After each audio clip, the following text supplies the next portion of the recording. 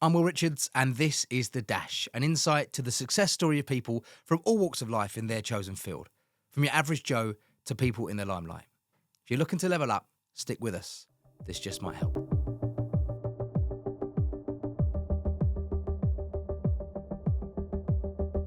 So you've been working with some people that you can talk about that are in the limelight, and obviously there's some people that I'm not going to probe you for that you can't talk about that are in the limelight, if you like. Who's your favourite? Who's my favourite? You know what? I've got two people that I didn't think I would actually love the way I did. Yeah. One was Wayne Lineker. Right, okay. That I laugh so much. Funny guy. He's so funny. No, I was not expecting to like him the way I do. Yeah. Because I didn't really know too much of him. Yeah. He's one of those people where if you see him at the bar and you want a drink, he'll buy you a drink. Hello, mate. he's a generally nice guy, and I thoroughly enjoy training with him. Yeah. So your grandparents, were they in the UK? They were in Ghana. Okay. They travel to the UK quite often. Yeah. A lot of my family were in the UK, and if she was here, oh my God, she would literally light up the room. She'd be like, Michael. I love it. That's what I'm literally doing it for that reaction. I want you to recognise yourself, even if it's just to drive back home today. Have that moment when Nan's in the room with you and she's just seen your name in an article. Have that moment, man, because you'll be on your own in that car. Have that moment. That's powerful. Yeah, just because you need to, mate. You need to. I'll be thinking about it. It'll be good. It'll be good, mate.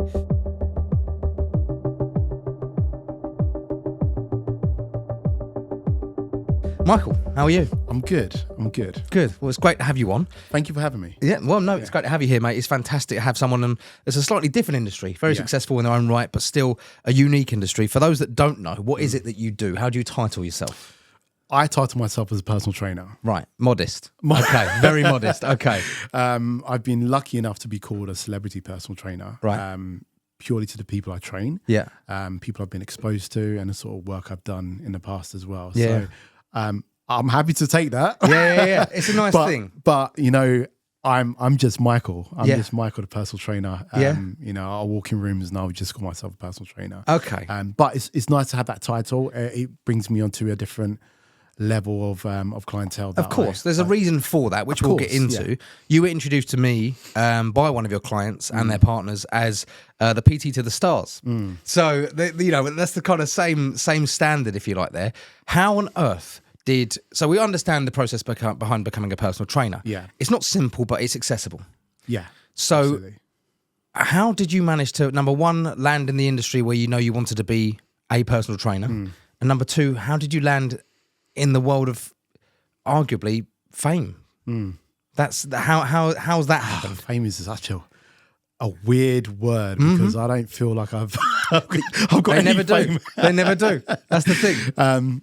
Okay, this has all been it's been luck, if I'm honest with you. Yeah. I started my career off as a lifeguard. I saw this. Yeah. Me and my best friend decided we wanted to be lifeguards. I don't know. I did as well. It's the first job I did. Really? Yeah. Oh, brilliant. I was a lifeguard at Virgin Active. Virgin Active. Other gyms are available. They are indeed. I have to say that with you here, just in case. Started off as a lifeguard, and every so often help out in the gym because there was a gym attached to it. So I had level 2 qualification. So I wasn't actually training clients. Yeah. More lifeguarding than anything else. Help out the gym as and when. Yeah. So I was exposed to that industry very, very early on. I've always been active. I've done athletics, basketball, football, fencing, you name it, I've done it. Fencing? Ballet, Yeah, ballet I could have guessed. Fencing I wouldn't have said, but okay. You name it, I've done it. So I've always been in the fitness element of it. How I fell into it was by mistake, in actual fact. Right, okay. My career goal was to join the police. I was a bit of a sad geek. I was in the police cadets when I was younger, from 15 all the way up to 18. So most of my friends, my tight, close-knit friends were in the police cadets. Okay. So my main goal was to join the police at 18, legal age, and then progress a career in the police. Yeah. Very wise.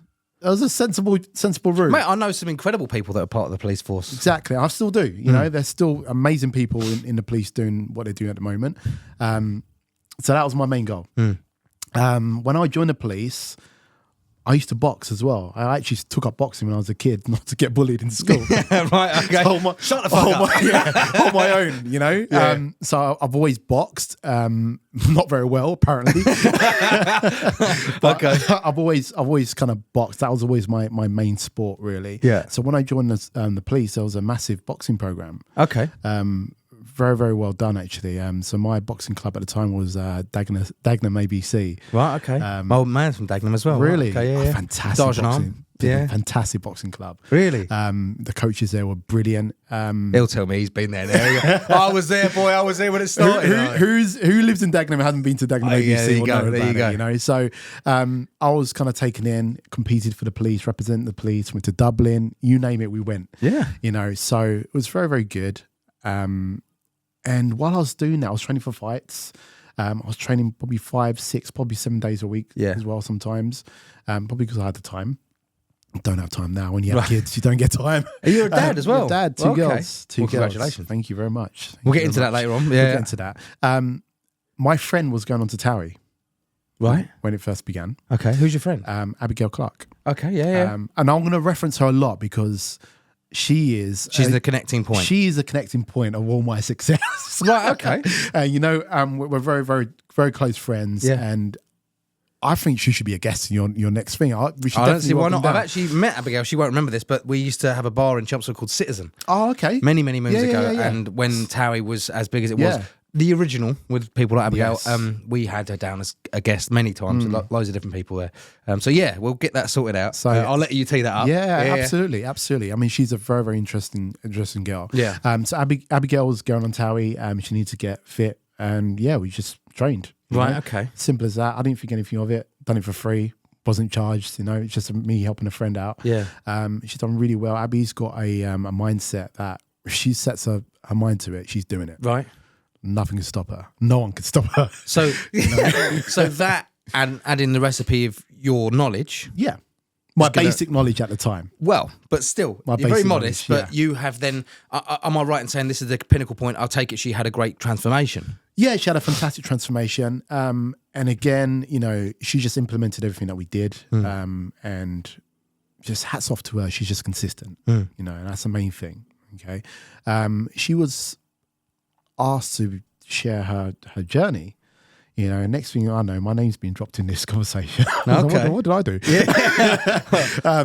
So she kindly obviously dropped my name, and you know, the press, you know, done a story on her, asked about her regime, what she was doing, what supplements she was taking. Went deep. What supplements she was taking, and they asked me to kind of share my insight.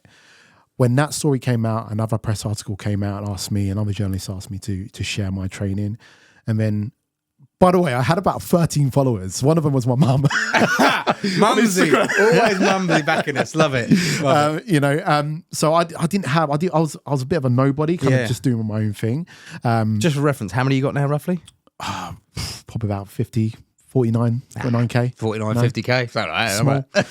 Small. Mate, we talking about? Honestly, I feel so small compared to the other people I train as well. Man, you're not on this to make jokes and stuff. Do you know what I mean? That's it. Exactly. You're doing this as a profession. That. Yeah, exactly. You've got a client base following of like 50,000 people watch what you do because of what you do. And because I haven't built it through, you know, creating content, how people have done it. You know, it's kind of been awarded to me from, you know, people sharing my stuff and so on. I'll never name any names or shit on anyone, but I must say there's people out there that are PTs. We've seen thousands of them that are now creators. Absolutely. So if somebody said to me, who's the best online PT, I would mention your name. I wouldn't necessarily mention XYZ name because they make comedy videos. Yeah. They have just the amount of knowledge that you need. Absolutely. But you're a comedian now. Yeah. So absolutely. that's your focus is on making people laugh, not making people understand that industry. But anyway, I digress. So yeah, Abigail Clark was obviously the entry level point here. Abigail Clark was the entry level, and like I said, I'm ever so grateful for her and obviously our friendship.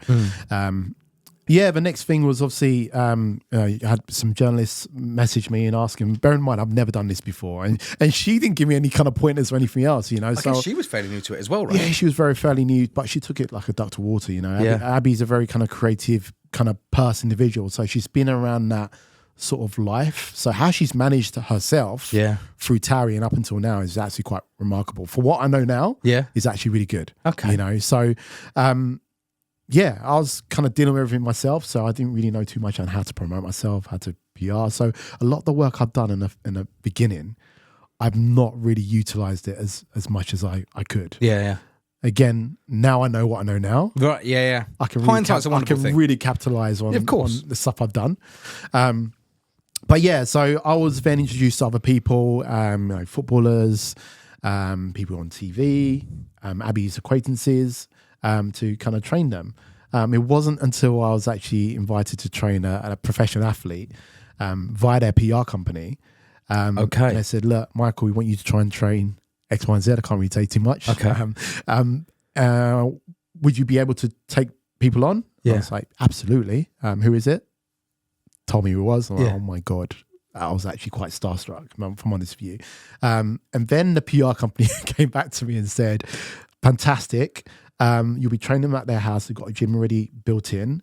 Is there any other equipment you'll need? Told me equipment I will need. Also, we need your insurance and personal training certificates. Oh, shit. Oh, shit. So at this point, you're like, So I wasn't a qualified PT. What? I was not a qualified PT. I was literally just, Full context, he is now. I am now. Okay, You're cool. safe. So I wasn't a qualified PT at the time. And one of my mutual friends, had a PT company. Right. So I messaged him. up quick. I messaged him. Actually, I went back to the PR and said to him, look, I'm fully booked at the moment. Can I get back to you? And just praying that You get turned over real quick. Yeah, exactly. Obviously, things that don't happen in that sort of world. Of course. I had to do a course, had to learn. But it's really weird because I actually took that very, very seriously because I realized that there was a potential business there. So I really did take that very seriously. Took the course very seriously, enjoyed it. Became qualified. Yeah. Thank God. Became qualified and sat on it. Didn't really do too much with it once I was qualified. Right. Did you get this gig once you were qualified? No, the gig was gone. No way. The gig was gone, but I knew that there was scope. Yeah. I knew that there was because that had happened. Yeah. So you were like, okay, cool. I missed that one, but there's going to be another because, again, thanks to obviously your own merit as well, but Abigail Clark and the connections. I guess this goes to show that the ripple of the name mention to one person to another. Absolutely. Do you think that's what got you to that 100%, PR company? 100%. And one thing I've learned in this industry, one thing I learned in the police actually, from being in the police cadets and growing up in that lifestyle, is how you treat people takes precedence on over anything. Mm-hmm. The police cadets are very, very disciplined. You march like the army cadets. Yeah. You make sure your uniform is nice and tight. It's all there for a reason. It's all there for a reason. It's an infrastructure for life, isn't it? Yeah, a 15-year-old put into that system. Yeah. It's only going to work wonders. In fact, all of the people the kids that I was brought up with are doing fantastic things now. It's actually quite crazy because of the cadets. I'm pretty certain that because of the cadets. Well, it's a common denominator, upbringing as well. Yeah, fantastic upbringing as well. My best friend is doing fantastic things in property right now. Awesome. So I think that's been a massive pinnacle point for me. Okay. So what would you say? So just to get this right, you weren't actually qualified when you were helping Abigail. You were just a friend that obviously knew fitness. Absolutely, yeah. So passion. I would say more passionate. So you were a gym goer yourself? Gym goer myself. I trained with my friends, boxing clubs. So at the time, the CVs were the arms, right? Yeah, the CVs, yeah. You were like, I can do that. Yeah. What about it? Yeah. I've got the CVs. Okay. Until it became, you had to get the course done to get that. I love how that's worked. That something that I'm going to arguably say you didn't expect or even want. Not that you didn't want it. Not that I didn't. No, it's not even that I didn't want it. I didn't know the potential. I didn't know how to. See what I mean? I didn't know of anyone doing PT in that way successfully. Yeah. I didn't know any PTs. I knew of fantastic coaches. My athletics coach, my basketball coach, my boxing coach. Yeah. But no one really was doing one-to-one sort of. Yeah, one-to-one. I never really had that experience. How long ago was this? trying to think of how long ago that was when Abigail was on Towie. Is it 10 years? It's got to be over 10 years now. Really? Yeah, I think it's over 10 years. We're getting old, man. Yeah, we're getting really old. How old are you? 37. Damn, you look younger than me, motherfucker. I'm 32. 38 in September. Oh, I don't hear it. This is being recorded, mate. Jesus. I'll bleep that bit out, don't worry. I'll just put 31 out. So once, you know, I think you're grateful in hindsight now that you didn't get that first gig because you weren't qualified. Then you got qualified. What was the first gig that sort of showed you the momentum is back again? Like, okay, cool, I might be able to get this. Or was there a name you might or might not be able to tell us? I'll say the name that I can tell you. The first gig was Demi Rose. Right, Demi okay. Rose, model. That one was a wild one as well, actually. Yeah. Because Demi actually came through a mutual friend. Right. Who had started her own... boy, I've got some really good names for you to kind of invite to the show, you know? Yeah, okay, I'm in for it. So Demi came through a mutual friend that actually used to be an ex-client of mine, believe it or not. Right, okay. So yeah, you see how word of mouth is the pinnacle of this business. Yeah. So she's now set up her own marketing agency, Forbes 30 under 30. I'm so proud of her. Like, I don't think she realizes how much I've been rooting for her. Oh my God. Yeah, so she was the one that referred me to Demi. Started training Demi, started training her too. Right. Mad thing is, when we started training her, she had a fantastic transformation, which spurred Demi on a little bit more, and so on. So that'll probably be the biggest one. I think that was the client that I capitalized a lot more on social media. Okay. There was no NDAs attached to it. Yeah, because that is a big thing. NDAs are a stickler.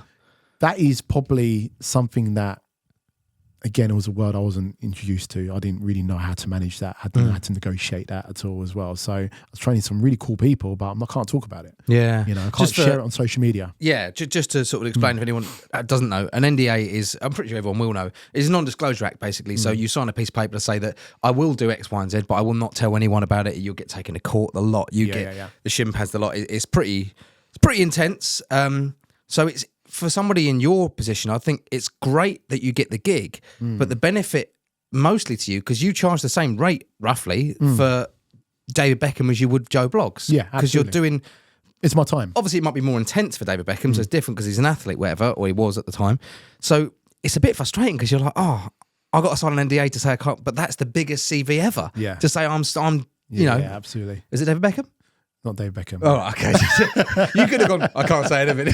People are, oh, unfortunately, it's not David Beckham. Yeah, no. okay.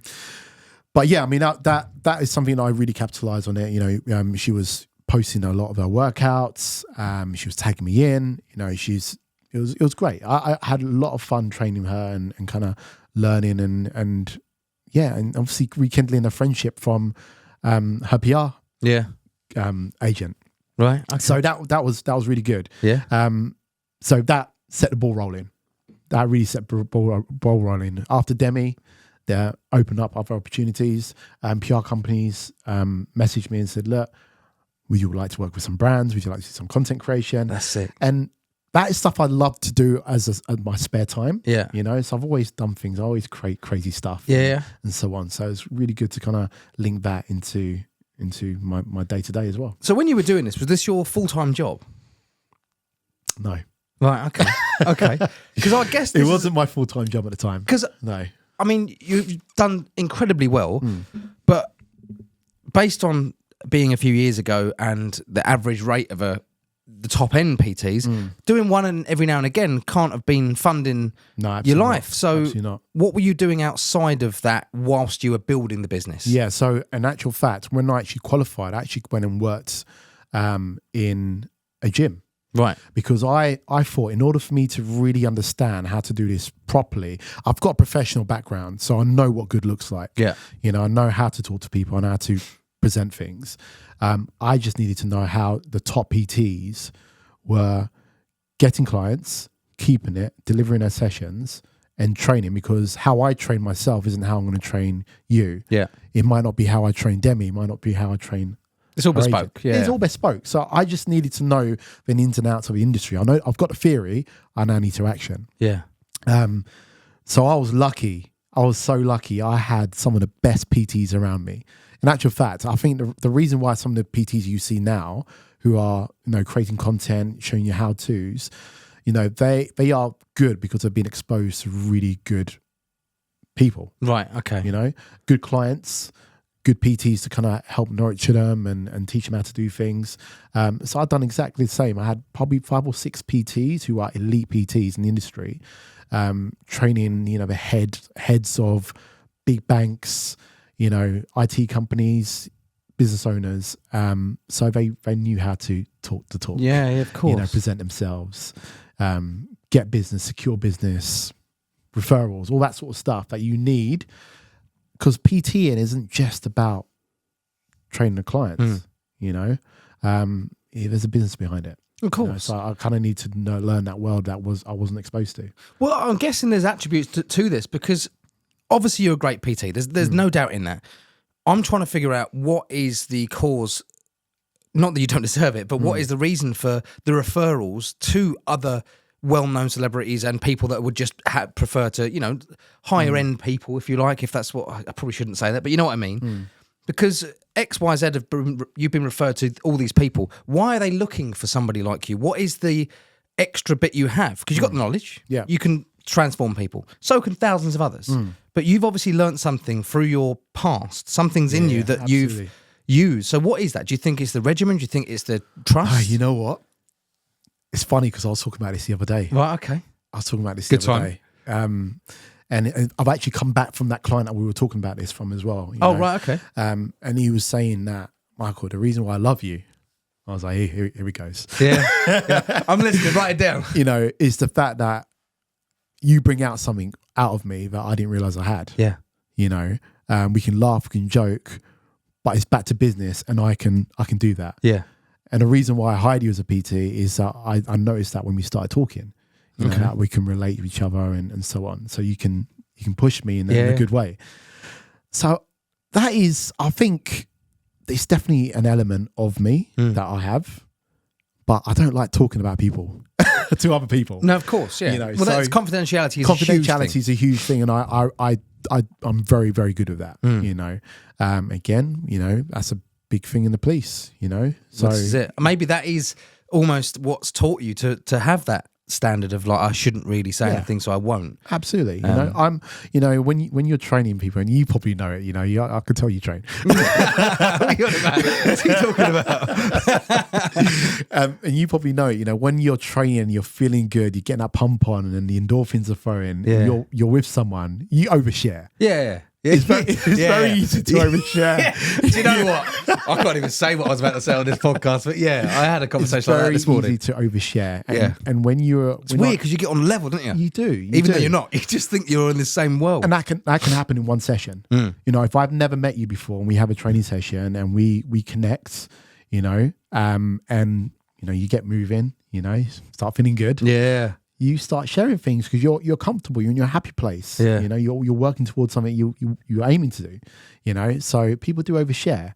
Overshare a bit too much. There's things I know. I've heard some things, but that is something that I know that stays with me, and that So my next question to you then is, what celebrity is cheating on their partner? I'm joking, but it's the love triangles that you need to be worried about. What? Yeah, it's a mad world, but it's funny you say that because I guess it's similar to the old wives' tale and the stereotype of hairdressers. They know everything, don't they? Like if you've got namely a female hairdresser and does women's hair, they're like, oh, I know all about people's lives and stuff. And it is that because I guess that's a relaxing place. And you're right, when you release endorphins in the gym and you're buzzing, you do just say some mad shit. Yeah, absolutely. I've caught myself going, the fuck did I just say that out loud for? Why'd I tell him that? Yeah, I know. I've only just met him. Yeah, I know. See you later, Dave. Good luck with the cream. Do you know what I mean? Oh, it's nuts. It is nuts, literally. But yeah, it's a mad world. So going back to your journey, you've now become a qualified PT. You've got a couple of named clients under your belts, but that's not the be all and end all for you. Obviously, it's nice to have those referrals. How do you then go, right, well, what path do I take? Do I just start marketing myself as a general PT for everyone? Do I let people know that I'm specific? Because now online, people know you for being a PT to the stars. So as a star, somebody might go, "Oh, I'll reach out to you," but you also just do normal people as well. So how do you balance that? Absolutely. I've got better. Yeah. When I first started, I was working like a dog. Honestly, I think my client, I had a 3 a.m. client, and I wouldn't get home till like past 10 sometimes. 3 a.m. Yeah. So is this a normal client? This is a normal client. I think this one was a judge. So obviously he lived in Manchester. So train him, get in a car, drive to Manchester, do his work. So there was a time where I had to obviously fit. Wow. So where was he in Essex? Just outside. So just outside. You're in Essex? I'm in Essex now. Yeah. Were you at the time? Yeah. So right, okay. So it's quite a journey for him. It's a journey. But it's a discipline as well. At 3 a.m., you have to be very careful who you give that 3 a.m. slot to. Yeah. If they cancel. Oh yeah. You see what I mean? So it's that was. I had to manage my time a lot better. Yeah, of course. And I was working long hours. That's a lot, isn't it? Now I'm so much smarter with how I work things. There's also a premium to your product now, of course. So you can take less hours and more and less clients because there is a balance there. Absolutely, and it's how I package that. There's no point you coming to do a single session with me. What are your goals? What's your project? How many sessions do we need to do? How many months are we going to be working with? We work backwards from there. We work backwards from the goal. How are you going to build? Because there's only one of you. This is a question I actually was sitting there and asking myself. Lockdown was a good reflection point for me. Lockdown was actually my busiest. Well, it makes sense. People were like, I went the other way. Really? I ballooned. I was drinking because it's all there could be done. But then end of lockdown, I quit drinking. Never drunk alcohol since. Game on. And got back in the gym. Yeah. And I mean, don't get me wrong, for the 2 years of mess I made, I've got 6 years of making up to do. Yeah. But yeah, it's nice to hear that people weren't as thick as me and just went the right way. Yeah, I was busy lockdown. Clients after clients. We were invited on to Family Fortunes. We were doing work with Disney. I see the clip on you, Family Fortunes. Yeah. That was wild. Yeah. Fuck. I remember that now. That was the busiest I've ever been in my whole entire life. That's weird. So how did Family Fortunes come about? Is this because of your what's the word I'm going to use for you now? Is this because of your recognisability? You know what? I would like to say that. Yeah. I'm not being humble. Right. It wasn't me. It was actually my partner. Oh, really? Yeah. We started doing some crazy TikToks as you do. I think everyone did. Right. Okay. So we started creating some TikToks. She created some TikToks about her family and so on, and us. Just messing about, really. Yeah. And we were approached by a mutual friend saying, "Look, would you be interested?" Well, like as someone as a producer for the show or something? Yeah. Okay. Yeah, who kind of followed us and been following our journeys and so on. So your missus in the limelight as well? Well, she was there after that. Yeah. Whether she likes it or not, she was. Right, she was after that. And obviously we've done that Disney project as well. Mm-hmm. So a lot of people kind of, Lad Bible shared it, and it was everywhere. So do you find your lives are a little bit overviewed now? What do you mean? In what sense? People might... You can't just go and pick your nose in Asda. No, not at all. Not at all. You're good for that. I'm. You know what? And that's what I love about it. Is I'm still a nobody. Yeah. Well, you're not. You're not. You're modest. No, for me, like I can go and do what I need to do. Yeah. No one's going to stop me and talk to me and so on. Apart unless they know me or my family. Yeah. So that's great. I don't see myself in that light. I hear you. I understand. I don't see myself in that light. However, I do say that when we finished Family Fortunes, that Family Fortunes episode is still being played now. It's actually quite crazy. How long ago was it? We filmed that. I think it was January of the first lockdown, I believe. 2020. Exactly. Yeah, I think so. Don't quote me. It's still being played back to back on repeat. I'm assuming it was a good episode then. Yeah, I hope so. I was like, where's their money? But my partner, her family, me, sometimes when we go to our local shops, we get stopped. I seen. Did you get that? I see your face. Yeah. Someone's actually called me the poor man's Idris Elba. What? I don't want to laugh in your face. I don't want. So you see it then, yeah? Yeah, but you're jacked. Idris Elba jacked. He's slender now, isn't he? There was a compliment somewhere in that. Yeah, maybe you should get onto him actually because he could help him out. He's a bit small these days, isn't he? So you've been working with some people that you can talk about that are in the limelight, and obviously there's some people that I'm not going to probe you for that you can't talk about that are in the limelight, if you like. Who's your favourite? Who's my favourite? You know what? I've got two people that I didn't think I would actually love the way I did. Yeah. One was Wayne Lineker. Right. Okay. That I laugh so much. Funny guy. He's so funny. Friend of mine, Faris, is working alongside him all the time now. Yeah. I was not expecting to like him the way I do. Yeah. Because I didn't really know too much of him. And obviously the press do go for him a little bit, don't they? Yeah, they love to make him a bit of a charlatan. The guy is a really nice guy. Yeah. He's one of those people where if you see him at the bar and you want a drink, he'll buy you a drink. Hello, mate. That's all I hear. He's a generally nice guy, and I thoroughly enjoy training him. Yeah. You know, so did you go out there to train him? No. We trained him in the UK because sometimes he stays around in Essex, depending on what he's doing. So yeah, trained him. He took it to a duck to water, implemented the stuff he needed to implement, and very, very easy to train, you know, and turned up. He showed up. Well, that's the thing, isn't it? That's the thing, because especially with people that have got a slightly more comfortable financial situation because of their fame or success in their chosen industries, it doesn't matter if they don't have to, if they pay. Yeah. Do you know what I mean? Because they pay you X amount, don't turn up, doesn't matter. You know what? Actually, you saying that, the amount of times I will share a before and after picture, or they'll see me training someone in the gym, will see me training someone of status, okay, and they'll be like, yeah, that's easy for him because he's rich. And I'm like, he's not paying for extra abs. Yeah, I mean, like, he's still doing the same amount of work. Yeah. He's still showing up every day. He's still eating right. He's still got that dedication, that consistency, you know. And arguably, more often than not, people think that they are rich, so therefore have to do less. Exactly. But they're actually doing more. They're doing more. Yeah. You know, I was a TV on set one time, okay, and for a 13-second shot, this guy, I had to get him looking pumped. 13-second shot. He'd done probably about 13 takes or more, possibly more. Yeah. Just doing that, and I had to get him pumped every single time. You know, they do more. They work. They're workhorses. They're so. Look at Mark Wahlberg. Exactly. His routine is ridiculous. He's going to bed at 7 p.m. because he's getting up at 3 a.m. And I guarantee you that sticks now. That's not because he's preparing for a film. No, yeah. He just does that religiously. Yeah. It's mad. Do you have a routine like that? Not like that. No, not that wild, obviously. Not that wild, but I've got a routine. When do you train? You know what? I've been, you know, we were talking about me being smarter now. Yeah. Before, I didn't have time to train myself. Well, this is the problem, isn't it? You know? Because you can't actually do the activities alongside somebody. Exactly. It's a bit, it's like you're taking a piss, really, isn't you? Not necessarily. Some people need a lot more direction. So I need to be out of the box in order to see what they're doing and motivate and coach that way.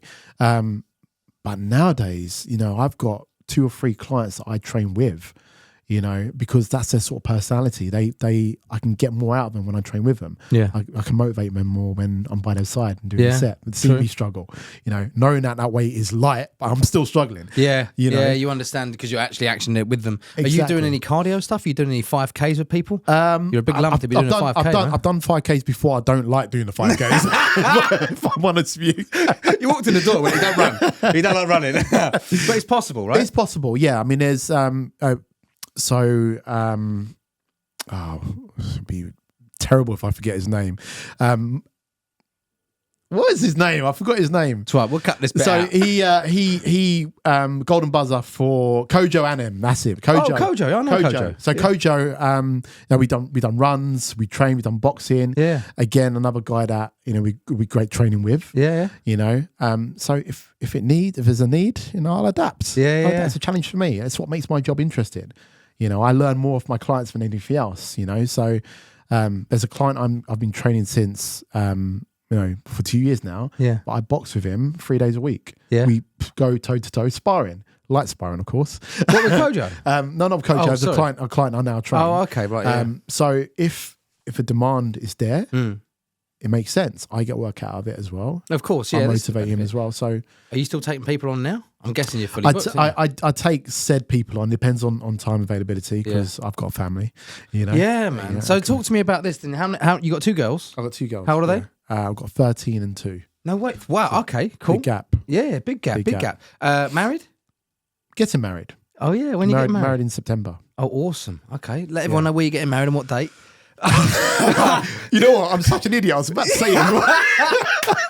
I would have cut it out, and I would have fucking turned up. I promise you that. We got a look at your background. You have had some interesting roles prior to PT, and obviously you were in the police, a broker, yes, recruitment. Yes. Right, okay. These are all very fucking traumatic jobs. Very traumatic.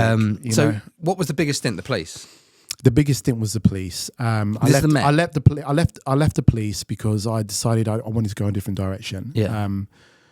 I had a lot of friends who are becoming very successful outside the police. And I thought, I'm a creative guy. Let me use my skills and my talents to potentially do something different. Yeah. So I took a break from that career and swayed towards there. I was a lost soul. You've got to be though, man. You have to be, yeah. I mean, look, everything you do is for a reason. There's some funny story about the broken one, actually. Okay. So I was, they were only taking graduates. I never went to university. Right. They were only taking graduates. They wanted to know the university you went to. And then from that CV, you get invited to pitch the panel. Yeah. It's about 12 people on the panel and you had to go and do like an elevator pitch. Right. Bricking it. You know what? I wasn't bricking it. I just knew that I didn't go to uni. I was on the back foot, There was about 20 people there, university graduates, in a foyer talking about the universities I've been to and all that sort of stuff. I'm like, okay. Yeah.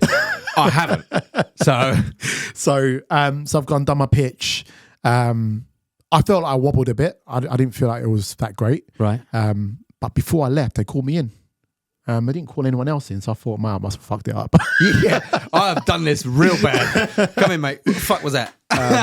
So they love my energy, my aura, like how I managed to connect with every single person on the panel.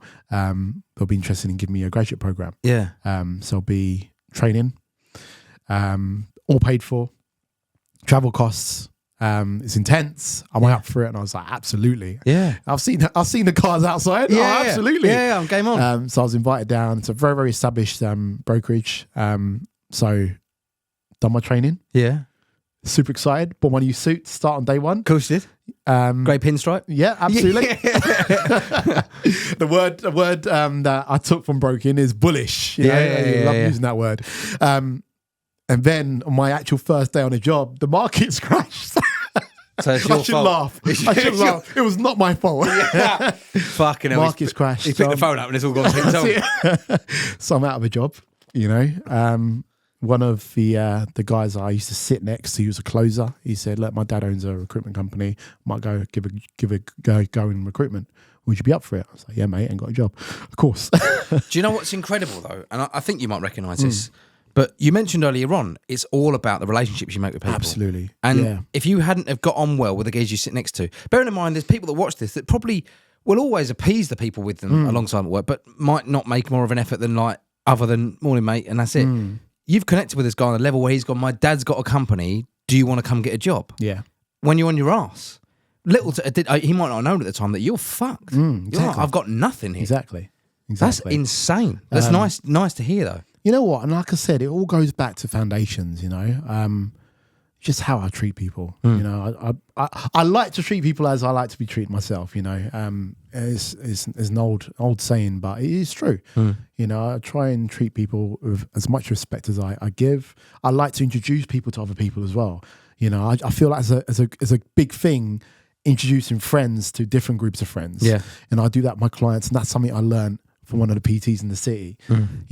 One of the biggest thing in terms of retention is making sure all your clients know each other. Yeah. Okay. How do you do? How'd you go about that? Yeah. Blew my mind. How can you do that? Can you do that? If you think about the gym setup, especially the very high end gyms, we're talking about Equinox, Third Spaces, all that sort of stuff. It pays. Where you have to obviously remortgage your house to get membership. Yeah, it's expensive, isn't it? That Third Space is like a few £100 a month. But you'll understand why. For the networking ability, huge. Yeah. Absolutely huge. If you are a good networker, you will pick up some fantastic contacts in those gyms. Okay. There are people who go to those gyms, not to work out, to train, to have a chat. Yeah. You know, It does make sense. Those sort of gyms are your Soho house for. Yeah. And also, I must say, I probably shouldn't say this. You're more likely to find a more aspirational person in the gym than you are. Fuck it, I will say Absolutely. than you are going to find at Soho House or whatever. Because having a martini is great, but at the end of the day, somebody that's in there at 4, 5, 6 a.m. grafting their bollocks off before they're going before a whole day's work. Do you know what I mean? You know, that's what I did every day. It's good, you know. And all these people, they've got something in common. That's what it comes down to. And obviously what you said earlier on, we joked about oversharing in the gym, but your endorphins are high. Oh, exactly. So getting a yes out of somebody is simple as anything. Dates. I had a journalist message me a while ago about run clubs and so on. And I'm like, yeah, run clubs are popular. Big now. They're very big, popular now. It's a networking thing. If they are your new nightclubs. Yeah. You know, some of these gyms are built like nightclubs. Yeah. Shit, they are. They really are. I didn't even know that. They really are. You know, they've capitalized that industry. Yeah. Because nightclubs aren't a big thing these days. I go to a gym called Training Space in Chelmsford. Okay. And it is the light and the audio, the boys that work there, all the team, that they're massively into their music. Yeah. So the sound system's incredible. They're light years ahead. Oh, mate. They've got like these kind of pole lights on the ceiling, mate. You have to come down, have a check it out. Do you do any hybrid training? Yeah, listen, I'll try. Yeah, we'll fuck you up. I'll try anything. You probably will. Yeah, no, it'll be good. But yeah, it's you're bang on. I'd never even considered it. That is literally it. It is the new nightclub, isn't it? You know, you go to a gym, especially if you're on a tour to find a new gym. You go there, great music, great lighting, great people. You know, you think, you know, this is somewhere I will actually want to go to. You know, and that's what they're doing. And therefore, people are now using these areas to find dates. Gym training is the new business networking. Absolutely. To be fair, it's always been. Yeah. A lot more people are clocking onto it now. And also, again, you've got time of day people that every demographic will land at the same time. So if you're going to go, I need to keep fit, but I'm knackered, whatever, I'm going to go and do a 5 p.m. I'm not calling you out if you were a 5 p.m. guy. I'm just choosing a time of day. But you're going to get the same kind of people there. Absolutely. And so it's quite nice. So that means if you want to level up, get out your 5 p.m. routine and go to a 6 a.m. one and watch it. Oh, that's incredible. So when I was working at one of these kind of high profile gyms, I knew that my clientele are going to be your early birds. Yeah. Yeah. Your business owners, your entrepreneurs. So you're there. I'm there. Ready. And most of the PTs haven't even woken up yet because they'll come in at 10 a.m. Yeah. When I've collected all the business, you know, and then go for that way. Do you do a lot more private one-to-one stuff now in people's own home gyms and stuff? Yeah, home gyms. I actually encourage some of my clients to go and buy their own equipment as well. Really? I bet the gyms love you that. No, but you know what? Having said that, there's a lot of clients that have been doing like home-based workouts, but now they've got to that level where they're going to go into a gym. Yeah. So in actual fact, I'm doing them a favour. Yeah, you're welcome. That's what we're saying. You're welcome. You're welcome. I couldn't personally. I mean, I could train at home, but I wouldn't. So I need to go to Training Space. I need to make sure that I'm there around be out your environment. Even if I'm the only one there, I just need someone to go, come on, what are you doing? Get into it. And almost a little bit military, you know, that's just what I like. So someone shouts in my face, I'll laugh, but I'll do it. You'll do it. Do you know what I mean? That's what I need. But training is the way forward. I believe, I've had this conversation with a few people over the years. I don't drink myself. I don't know if you're a drinker. Not really. I guess in your profession, downtime. You know, I just don't enjoy it. Yeah. I just don't enjoy it. I didn't either. So I stopped, right? You should try it. My point being, where do you see alcohol consumption, junk food consumption, and that sort of thing in the next 5 to 10 years? Do you think it's going to junk food consumption will always be high? Yeah, because of convenience. It'll always be high. I get that. And people always find smart little ways to kind of make it easy and for you to get. I will not be surprised in the next 5 to 10 years, people will deliver junk food, not to your door, but like in a different format. Yeah. You see what I mean? We got delivery already. That was bound to happen. Yeah. You know, drones coming over. Exactly. You know, we went to Milton Keynes a couple of years ago. We went to this like farm there, and they're delivering shopping in robots. The little white plastic. Yeah, I've seen them. Sick. Yeah. It's a good concept. It's a good concept. As long as they don't get vandalised. But well, you just set it off now, haven't you? You've told them to do it now. Right. Okay. But do you see what I mean? That junk food will always be the top. Okay. However, things like obviously gyms and other aspects or alcohol, there's now been a steady decline.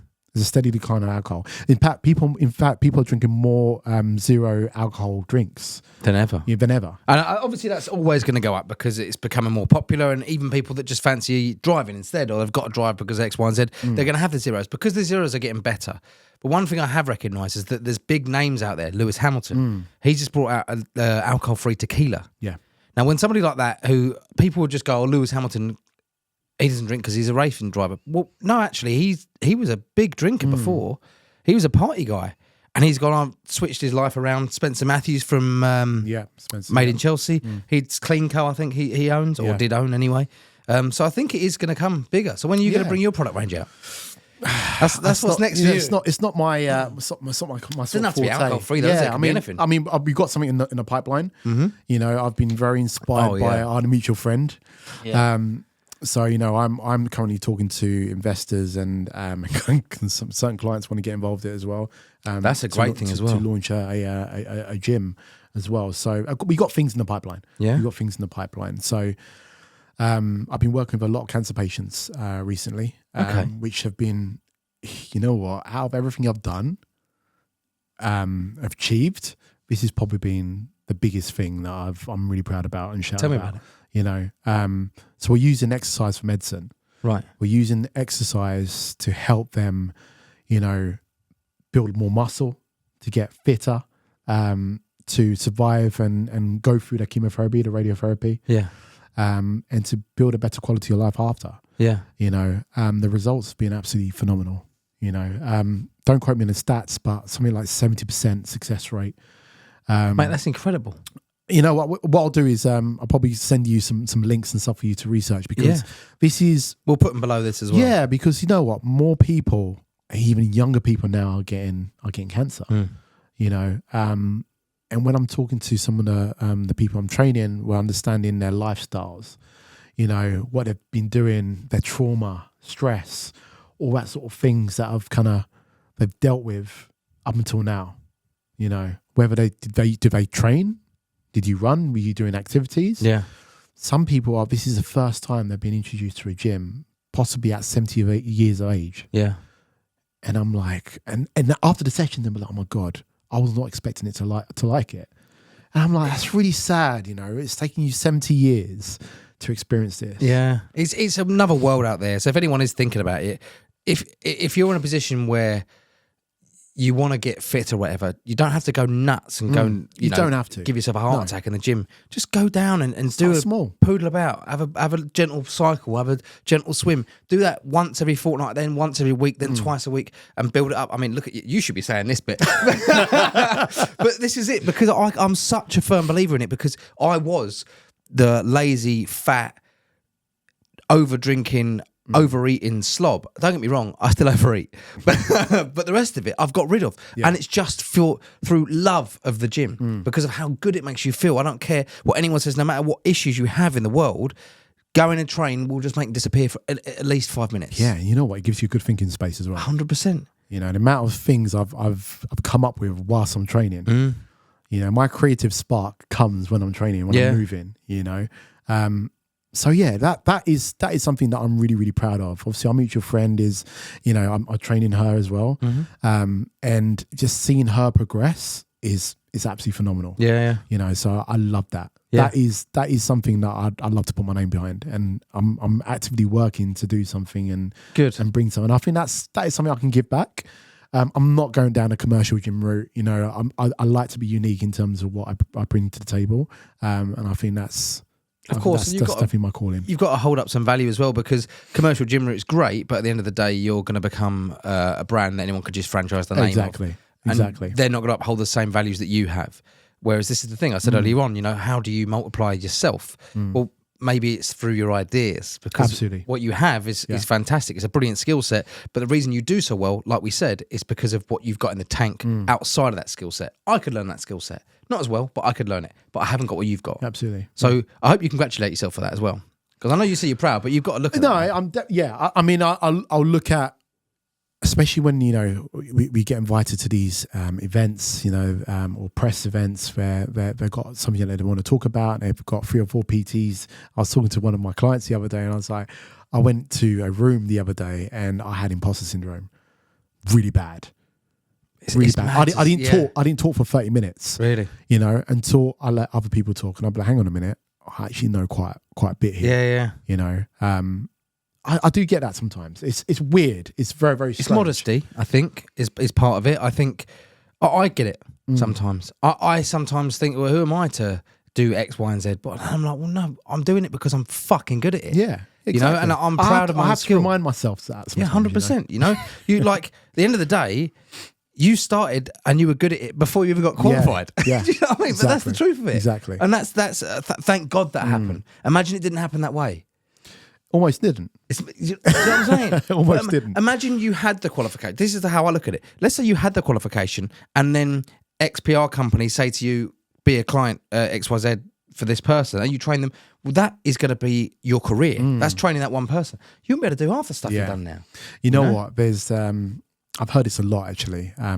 People say that when they have hobbies, and the hobbies become into something bigger, and that's the success route, because they built it out of love and the dash. That's why I've done it. That's it. You know, that's Exactly it. You know, so you can relate to this. 100%. 100%. They've done it out of love, and sometimes it can go one or two ways. When the money comes in too soon, the love goes all the way out.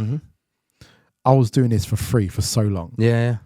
Because I loved it. I love working with people. I love seeing people So then it progress. becomes an extra benefit. I can make a bit of money out of this. Exactly. And I can do my hobby all the time. Oh, my hobby will pay for my car. My hobby will pay for my family. My hobby.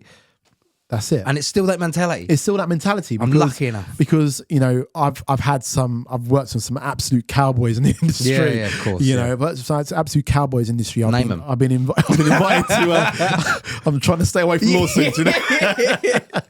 I've been invited to do photo shoots, you know, podcasts, reality TV things and whatnot. Yeah. And we've filmed the content and nothing's come off the back of it. Little do I know, they're selling the content off without, you know, capitalize on that. You know, so things like that happen, but I haven't gone mad about it because I actually love doing that. Yeah. Do you know what I can but tell it's obviously away? It's been a learning curve. Of course, but I can tell straight away from your attitude towards the shit situations, which we'll get into in a minute, that you're going to go so far. And I know you've done well already. So. No, I know it. I know it because I always see there's a few different traits, but there's one trait that every person that's successful in their line of work, whatever the line of work is, there's one trait that's always the same. And that is the let them attitude. You seen Mel Robbins? Yes. Let them. And that's exactly what you just had there. Absolutely. You know, that's come from boxing, man. Yeah. That is a boxing thing. Yeah. You know, it's what you've seen it from someone's done the same speech, you mean? I've seen someone do the same speech. I think that's an attribute you have as a boxer. You know, if you're training, you know, it's that progression mentality. It's that delayed gratification mentality. It's, you know what, it's a big thing. Yeah. It's a huge thing. But yeah, I've seen that speech before. It's brilliant. It's and I share it quite regularly when it always comes back up again. I'm like, and I love it, you know, because we've all had shit happen in our lives and I've spoken about it a few times.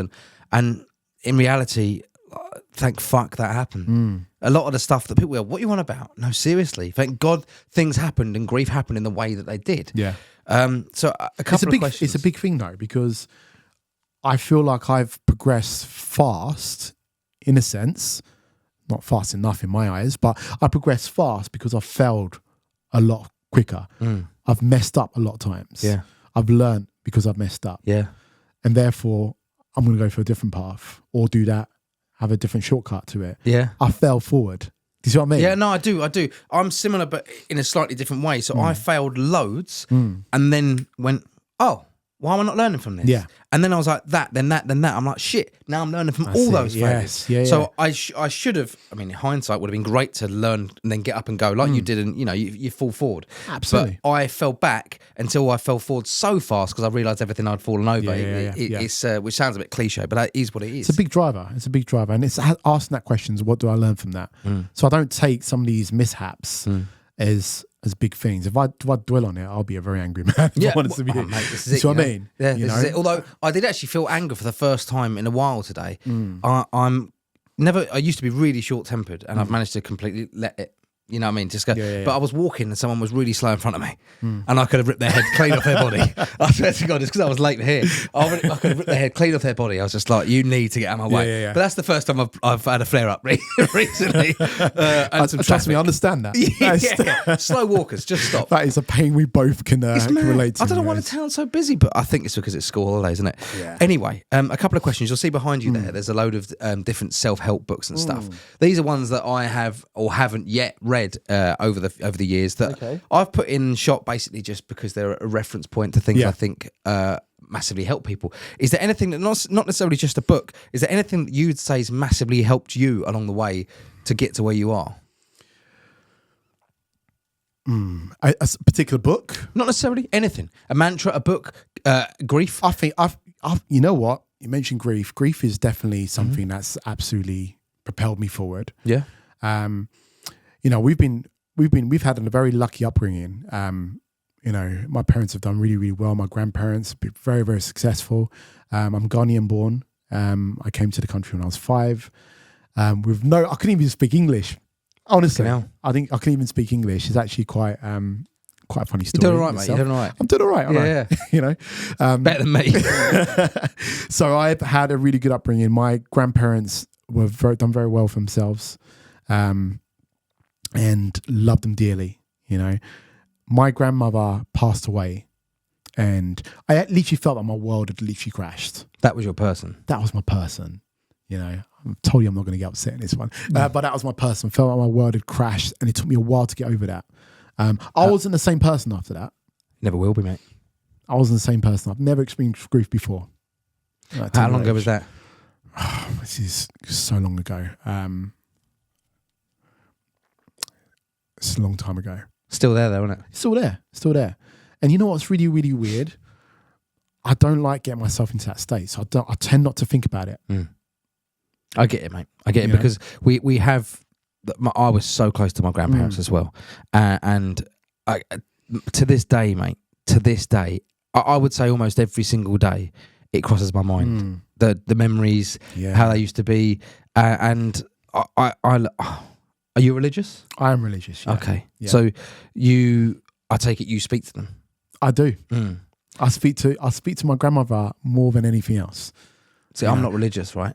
I speak to them all the time. Yeah. I don't know who the fuck I'm talking to. It might be your grandparents. I don't know.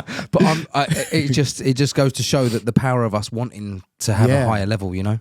And you know what? Someone asked me about a question a while ago. It says, what's your why? I was like, I don't have a why. I think it's very cliche me using the kids and so on but I'll look after them anyway. Yeah. And they weren't here before. Yeah, exactly. I want the best of them anyway. Yeah. You know, I've always wanted to do well in life because my grandparents have done well in life. My mum and dad have done good. You know, I've always wanted to impress. I'm a bit of a naughty kid, I've been told when I was younger. Yeah, you know, but I think we're vibe on that, yeah. I think we're the same there, yeah. But I've always wanted to kind of impress them sort of thing. So that's my why. That's all. That is my driving force. Have you got any siblings? I have. How many siblings you got? I've got 2 sisters and 1 brother. Okay. Who's your favourite out of the 3? No, God, don't do that to me. I'm waiting for one day someone to just go, that one. Oh, fuck. Okay, we'll edit that I'm out. an idiot. I'll probably end up doing that, you know? So your grandparents, were they in the UK? They were in Ghana. Okay. They travelled to the UK quite often. Yeah. You know, a lot of my family were in the UK. Is that family home? Are you still in there? Well, not you, obviously, but you still got the family home in the UK? We still got a family home in the UK. Yeah. We still got a family home in the UK. You know, my dad travels in and out of the UK for work. He's a director of finance. He's very high up in the finance industry. So, nice.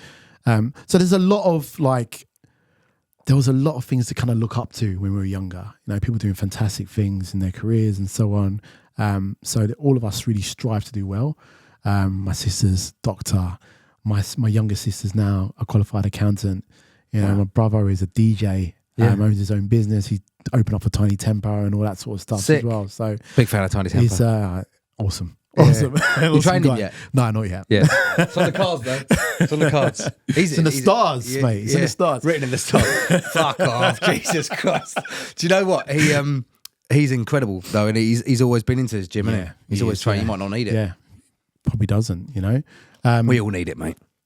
But there's always been a strive, and I feel like that sort of upbringing of wanting to do good has always been embedded in all of us, you know. So that is something I'm kind of proud of, because you should be. It's a good driving force, you know. 100%. It's a very good driving force, and something that you might have recognised, but if you haven't, I want to let you know that everything history repeats itself in families, right? And the aspiration for you to do well has been fueled by the grief of sadly losing, you know, loved ones that are really, really close to us, and I've been there as well.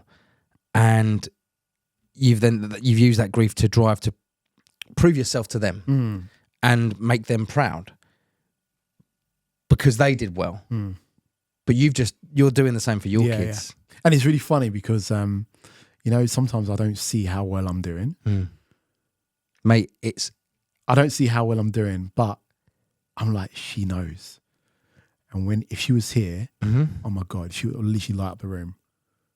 She'd be like, Michael. I love it. That's what I'm literally doing it for that reaction. You know. So yeah, sometimes I don't see how far I've gone.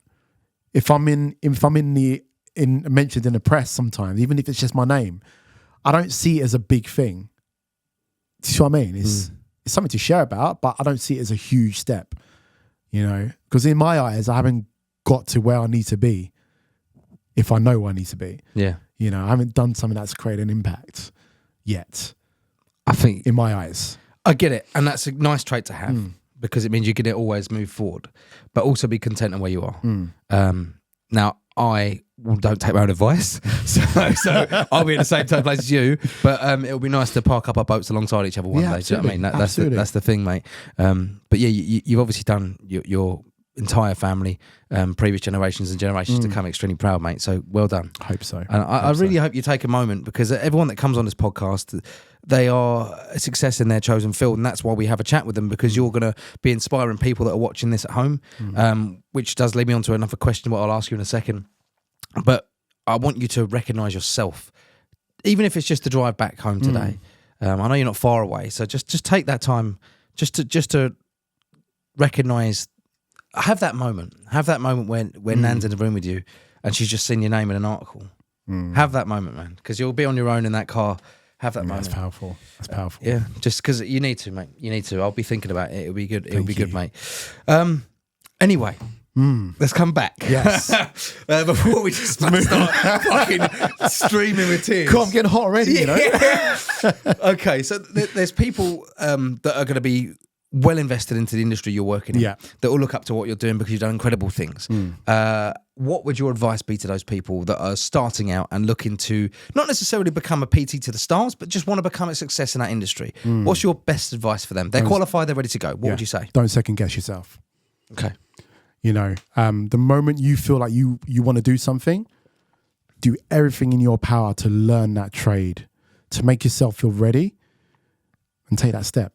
Don't second guess yourself. Don't wait. Don't watch. Just do it. Everything happens for a reason, right? I love that so much. Yeah. Ironically, I had the idea of doing something in the fitness industry when I was a lifeguard, but I had a plan to join the police. I think that was the best route for that. That was the best route. To go back and forth and I've done a maze, mate. Yeah, I've gone everywhere. But you had to collect all the stars to get to this place. I had to. You know what? Someone said to me that, Michael, when you train some of these people, like, why don't you get starstruck? I was like, number one, I don't know half of these people. So that's in my favour. Yeah. And number two, half of these people want to be themselves. They just want to be normal. They just want to come and do what they need to do and leave. They don't want to fuss around you. They don't want you taking pictures of them, you know? So learning all of these qualities has got me to where I have to be. And once I was ready, I went all in. I went all in. Yeah. Go all in. I like it. I think you're 100% right, and follow that journey. Everything happens for a reason. The fact that you've gone lifeguard, lifeguard, broker, recruitment. Yeah, you know what? There's probably been other things in between. Of course, yeah. But primarily, you've gone through a route of jobs, broker, recruitment, police, and then you sort of come into the fitness industry again, and as a PT. It's done a 360. Yeah, It's actually but you done a had to do 360. the others to become who you are in this. Absolutely. Because if you just gone straight to it, you wouldn't be as If you think about all those years, the amount of people I've met and linked with, connected with, worked with professionally, when I was ready to build a business, it's like almost having a ready-made business there, a connection book. All I had to do is tap into it. Yeah. You know, every single person, when you're in business, one thing I've learned about networking, every single person you meet is the next stepping stone to your next penny, your next pound, your next client, the next person you can help. Comes back to those relationships you create. 100%. That's really important. I try and leave, you know, if something happens and we don't get along with each other, I'll leave that relationship. Yeah. Especially if it's in business, in a good stead. Yeah. You know, is really important because that is your marketing strategy. Yeah. There's an old story of a guy who's in a cafe and he's having a full English breakfast before an interview. And as he's leaving the cafe, a couple of people walk in, he holds the door open. Yeah, after you, whatever, goes off, does his job interview, sits down, the geezer interviewing him, he's the one he held the door open for. So he went, oh, you've got the job. It just... Yeah, love that. It's obviously a lot more complex than that, but that is the story, it's a mindset. And it was actually represented quite well with Pursuit of Happiness. Love that film, Will Smith. Oh, man, one of the best films ever. Yeah, until... That film sends me to tears every time. 100%, man. Especially because you're a dad. So I haven't got any children. Even more so, I'm a dad. Yeah. Sends me to tears every time. Yeah, because you could imagine how that would feel. Yeah, and that again is a roller coaster. That guy has been on a roller coaster. He's found his calling right at the end. Do you know about the last scene of that film, that last clip? You know when he's walking at the top of the boulevard? Yeah, with all the nice houses and all that. Do you know who he walked past? The real person that he played in the film. Really? Yeah, that's the real... I did not know that. Christopher. That's the real person he acted for, who played the part, that is Will Smith wild. walks past the real Christopher. I did not know that at all. Have a Google of it, mate. There you go. You're fucking welcome. Jeez. There you go. That's the real guy. It says it right at the end of the film. Oh, I probably didn't say long enough. No, he sprinted past. But yeah, no, it's really nice little nod to it. You know, it's That's such a Will Smith thing to do, though. Exactly. Listen, I don't want to go too much further in because you've got PT clients to see, I'm sure, stars to go and visit. Got to go do the PT for King Charles. But I've got one more question for you. What's next for you? What's next? Very interesting. That you can talk about. That's the problem. What's next? So what's next right now? So we are creating some projects at the moment. Again, it's in kind of talking phase at the moment. We're looking to build a gym. Mm-hmm. A gym, just to help use exercise as medicine, basically. Right. You know, that's all I can say for now. Yeah. Because I'm actually doing this with some clients, some founders, and some clients you've probably seen around as well. So all of this is hush hush at the moment, but it's going to be great things are coming. I feel like it's going to be, you know, when people talk about their legacies and so on, I feel like this is going to be, it's going to be a legacy. It's going to be something I can really say that I did that. Yeah, I was part of that process. Not saying that, oh, you know what? Yeah, I trained someone from Love Island. No, this is something I'll be like, I can say it in my chest. Yeah. You know, because that is something that I actually love doing. I look forward to it, mate. You know, it's really random, completely changed, but we'll talk about it off camera. Yeah, absolutely. But so when do you think that's going to be announced? I'm not sure. There's nothing. They will give you nothing. But no, fair enough. Yeah, but we're going for obviously the funding. We need to see what that looks like, the locations. There's a lot to it. And if I'm going to do something like this big, it needs to be right. You know, and this is in the mind of, you know, all the clients I'm currently training at the moment, because they're telling me what they need, and I'm looking to do it to fulfill that. You know, so it's personal. Yeah, it's very personal. Okay. You know, so I look forward to it, mate. We're definitely going to have you on for another episode. Absolutely. Especially when you've got closer to the date of talking about that. We'll do that. There's one last thing for you to do. I'm going to get you the Dash book. Okay. The Dash book is basically a book you can write your favourite quote in. Anything you want to ask the next guest, anything like that. 99% of people just add their life quote in. Okay. What would you say yours is? My life quote? Nothing changes if nothing changes. I like it. Yeah. Okay. I'm going to get you the Dash book to do that now. Awesome. Mate. Thank you so much. Thank you so much. Thanks for coming on, man. Appreciate that.